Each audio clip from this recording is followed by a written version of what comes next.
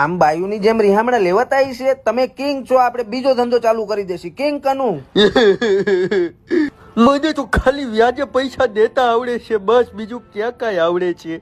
ઈ ઠોકી ગયો ઓલો મહાણિયો આપણી પાસેથી. તે કેમ કરનું તમારે કામે રહેવું છે? મારા પાસે પૈસા આવ્યા છે એમ એવું છે ને, મેં મારા દાદા રોટા જમીનનો કટકો વેચી નાખ્યો છે. હારા પૈસા આવ્યા છે તો તમારે રહેવું છે? આવ્યા છે એની એફડી કરાય, ઓલો કારું તારું ધોરું કરી નાખ છે. કાળુના સામ્રાજ્ય આવ્યા પછી જેણે જેણે પૈસા પાછા નહોતા આપ્યા, કાળું એની પાસે કાળી મજૂરી કરાવી. કેમ કે આ તો વ્યાજનો ધંધો છે ભાઈ. હદે તો હર્ષદ મહેતા નકર નરસિંહ મહેતા.